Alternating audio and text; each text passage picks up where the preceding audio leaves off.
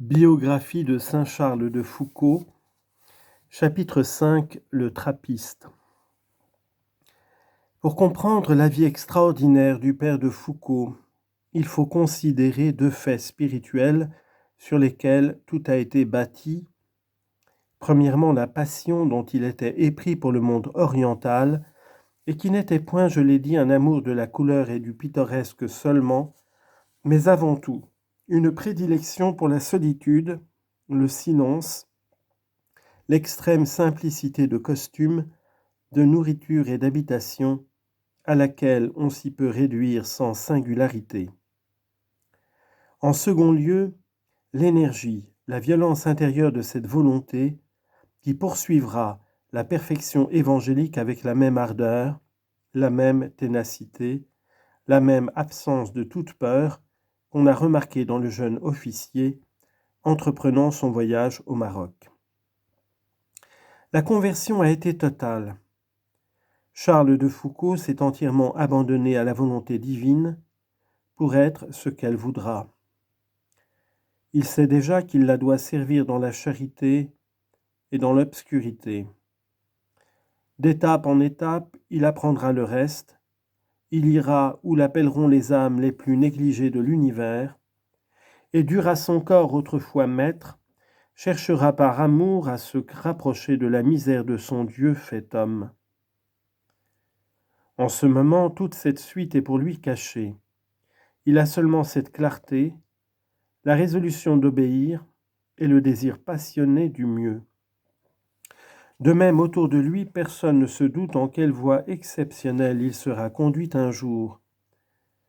Et si l'on s'étonne qu'un conseiller aussi expérimenté et sagace que l'abbé Huvelin n'en ait rien pressenti, il faut répondre que les mieux doués d'entre nous ne le sont pas pour découvrir l'avenir, qu'au surplus le monde a été créé en 6 jours et que Dieu n'agit point autrement pour transformer une âme, qui est un monde aussi, qu'il use de ménagement pour notre faiblesse, et ne permet pas tout de suite aux événements de se plier à de certains rêves de perfection qui ne lui déplaisent pas sans doute et viennent même de lui, mais qu'il nous veut faire atteindre par degrés, lorsque notre patience exercée nous aura rendus plus prudents et plus forts. J'ai voulu visiter la trappe à Notre-Dame-des-Neiges. Elle est bâtie sur les hauts plateaux des monts du Vivarais, dans une contrée sauvage qui dépendait autrefois du Languedoc. Lorsqu'on est arrivé sur ces crêtes balayées par le vent, vêtues de courtes bruyères qui enveloppent le monastère, on ne voit autour de soi, à d'immenses distances, que des sommets à peu près d'égale hauteur, tendant à la lumière leurs pierrailles et leur maigre verdure, et séparés les uns des autres par l'ombre violette des ravins. Il n'y a pour ainsi dire point de ferme sur les hauteurs, une ou deux seulement, au corps trapu, au toit surbaissé, fait pour porter 6 mois de neige et de tempête. Je venais de loin par un chemin qui suit les crêtes. Le chemin descendit un peu. L'automobile entra dans une avenue que bordaient 2 bois de jeunes pins et de hêtres. Puis tout à coup, sortant de l'ombre, courut de nouveau dans le soleil et les larges espaces.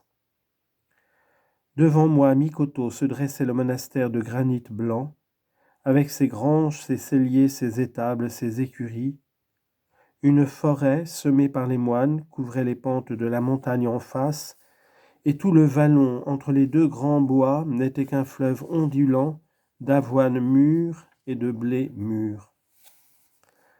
Le monastère tel qu'il est aujourd'hui n'est plus celui où fut accueilli Charles de Foucault. Les cellules des religieux, la salle capitulaire et l'église ont été détruites par un incendie le 27 janvier 1912. Mais les moines semeurs de forêt sont aussi des rebâtisseurs. Ils ont reconstruit dans un site plus élevé et encore plus beau que l'ancien, à 1100 mètres d'altitude, une abbaye nouvelle, claire, sobre de lignes, où la cloche parle seule, où s'abritent le travail et la paix cistercienne. Quand Charles de Foucault se présenta à Notre-Dame-des-Neiges, et demanda d'être admis parmi les novices, on l'interrogea. La règle de saint Benoît prescrit aux supérieurs d'examiner soigneusement les postulants, de les éprouver en les interrogeant, afin de bien connaître et la personne de ses futurs frères et les motifs qui les ont amenés à la porte de l'abbaye.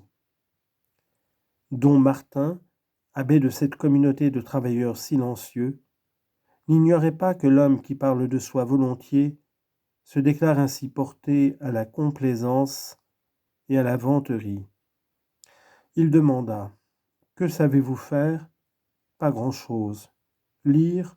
Un petit peu. » L'abbé vit par là et par bien d'autres réponses du même ton que ce lieutenant de chasseurs d'Afrique était au contraire peu causant et déjà fort modeste. Ayant fini de l'interroger, il le pria de balayer un peu pour voir. Il s'aperçut au premier coup de balai que le postulant n'avait pas été exercé. On compléterait son éducation. Et c'est ainsi que le vicomte Charles de Foucauld entra au noviciat de la Trappe de Notre-Dame-des-Neiges pour devenir frère Marie Albéric. Le souvenir qu'il a laissé parmi les frères de ce grand ordre est celui d'un religieux serviable envers tous, très pieux, presque excessif en son austérité, mais pondéré dans son jugement. En somme, le souvenir d'un personnage et d'un saint. J'emploie ce terme comme tous ceux qui ont connu le père de Foucauld. Il savait bien, ces religieux, ces soldats, ces voyageurs, que seule l'Église a le droit de juger de la sainteté. En attendant qu'elle se prononce, si elle doit se prononcer un jour, ils ont suivi l'usage du monde. Ils ont dit « J'ai vu un saint ». Et comment pourrions-nous mieux dire, et plus bref qu'en l'appelant ainsi, notre admiration pour un homme en qui nous semble vivre une vertu peu commune ? Frère Marie Albéric édifiait surtout le monastère par son humilité. Il était simple à la perfection et savait comment faire étant un homme du meilleur monde qui se mettait par vertu au dernier rang. L'éducation sert à tout, même à se faire oublier, même à passer inaperçu ou à tâcher de l'être.